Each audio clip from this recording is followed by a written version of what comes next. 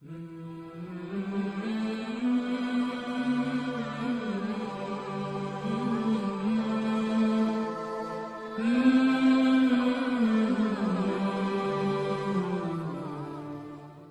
evening, doctor. Greetings to you.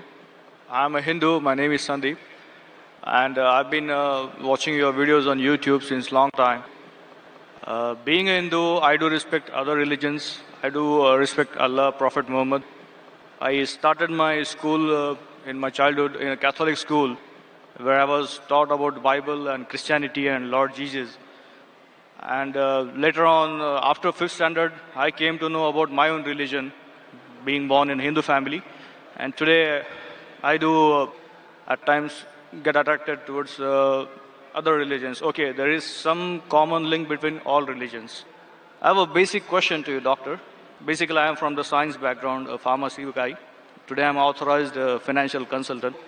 So, today, what I look out there in the market is many religions exist on planet Earth. If human being is the same, if human organs are the same, if the human body system follows the same heartbeats, blood flow, the same blood, the same ears, the same nose, if everything is the same, the creator has to be the same, the supreme power is the same. So if the supreme power is the same, why do so many religions exist on earth today?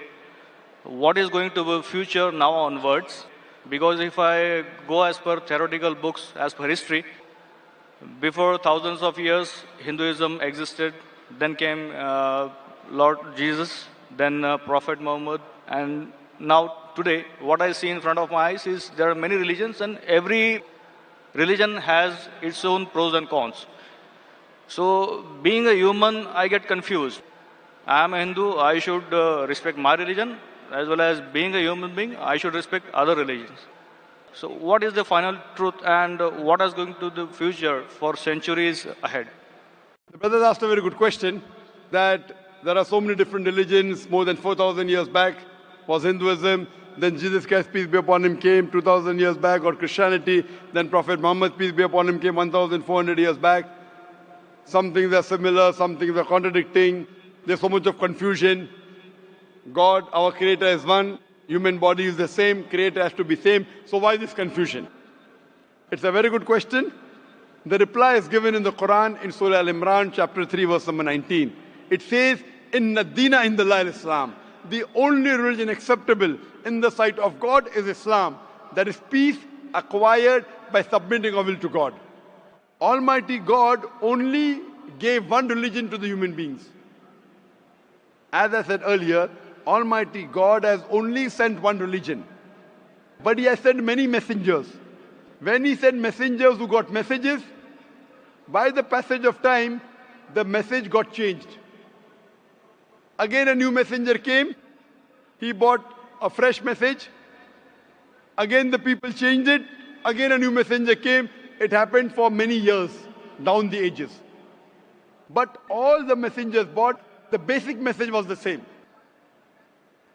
Almighty God, the last and final message was the Quran. Now you will ask me this question, that why did God reveal the Quran 1400 years back? Why didn't He reveal the Quran directly? Reveal the Quran directly? No confusion. You know, my son, he wants to become a doctor. He tells me, Father, Abba, why do you put me into nursery, then junior KG, senior KG, first standard? Why you put me in school? Directly put me into medical college.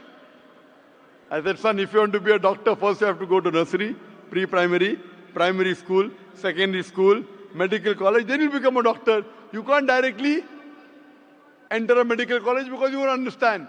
So Allah subhanahu wa ta'ala, who is our creator, He knows very well that human being would not be able to grasp the complete message of the Quran if it was revealed earlier. 1400 years ago, Almighty God, who is our creator, He knows this time, the time has come where human beings can understand the message. So that's the reason previously He sent messages which were there but not complete because human being could not understand, could not grasp. As the message changed, He sent a new message, a new messenger. That's the reason all the messages that came before the Quran, they were meant for a particular group of people and meant to be followed for a particular time period. All the messengers that came before the last and final messenger, Prophet Muhammad Sallallahu Alaihi Wasallam, were only sent for a particular group of people and was meant to be followed till a new message came. Almighty God, He knew 1400 years ago was the time when human beings can understand the final message, the Quran. He revealed it. And He sent the last and final messenger, Prophet Muhammad, peace be upon him. Since Quran was the last and final message, it was not only meant for the Muslims or the Arabs, it wasn't meant for one particular group of people, it was meant for the whole of humanity. All the messengers that came before were meant for a particular group of people, and the message was supposed to be followed for a particular time period. Because Prophet Muhammad, peace be upon him, was the last and final messenger, he was not sent only for the Muslims or the Arabs, he was sent for the whole of humanity. But now today, you ask me, why are there different religions? Our Creator sent only one religion. We human beings kept on changing. But even in the corrupted form, I have a formula. I have a formula which will not antagonize any human being. I tell all these human beings, at least believe that there is one scripture which is 100% the word of God. So the Hindus would not mind agreeing, I believe Veda to be 100% word of God. The Christians would say, I do not mind believing Bible to be 100% word of God. The Muslim will say, I don't mind believing Quran to be 100% word of God. So I tell them, okay, now let us agree to follow what is common in all these scriptures. What is different, we'll discuss tomorrow. Let's not fight over the differences. Let us agree to follow what is common, and at least we'll be sure that what is common in all the three scriptures, this at least minimum is 100% the word of God. What is different may be the word of God, may not be the word of God. That we can discuss tomorrow. Now, when we do a research, and I being a student of comparative religion, I've studied the Vedas, I've studied the Upanishads, Bhagavad Gita, Bible, Old Testament, New Testament, Quran. Now, when I do research, I've come to know that all these scriptures say that there's one God. All the scriptures say that God has got no image, has got no photograph, no painting, no statue, no idol. All the scriptures say that Almighty God does not beget nor is He begotten. All the scriptures say that the last and final messenger to come is Prophet Muhammad, peace be upon him. I have quoted in this session many verses from Hindu scripture that Prophet Muhammad is the last and final messenger. I have quoted from the Bible. I have quoted from the Quran. So at least let us agree to follow what is common. Bible, Vedas, Quran, all three say that you should not have alcohol. And I've quoted that in my earlier answer. All three say that you should not gamble. All three say that you should not have pork. So let us agree to follow what is common. So you have to agree that there's one God. You have to believe Prophet Muhammad is the final messenger of God. You should not have alcohol. You should not have pork. To pray, we have to do the sujood. All these are common points. So I'm asking the question that if you say you are a Hindu and you say that you respect other religions, I'm asking the question, do you believe that there's one God? As per books, I do. Do you believe that idol worship is prohibited? That's a confusing area. It's very clear in the Hindu scriptures. Yajurved chapter 32 verse number 3. Na tasya pratima asti. Of that God there is no pratima, there is no photograph, no painting, no image, no idol, no statue. Same thing is repeated in Shveta Upanishad, chapter number 4, verse number 19. Na tasya pratima asti. Of that God there is no pratima, no image, no photograph, no painting, no statue, no idol. What's confusing, brother? I mean, today my knowledge is just like an infant. No, if your knowledge is like infant, when a person of knowledge talks, you should believe it. True. So why don't you believe it then? No, as I said, I do respect Prophet Muhammad. I do. No respect. Respecting is one thing, following is the other thing. If you respect a person, you have to follow his guidance.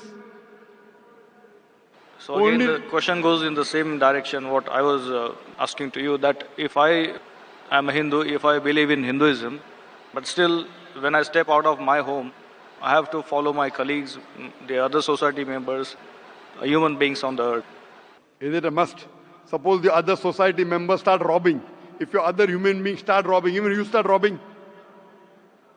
Brother, if your friends start robbing, will you rob? I will have to defend myself. Will you rob, yes or no?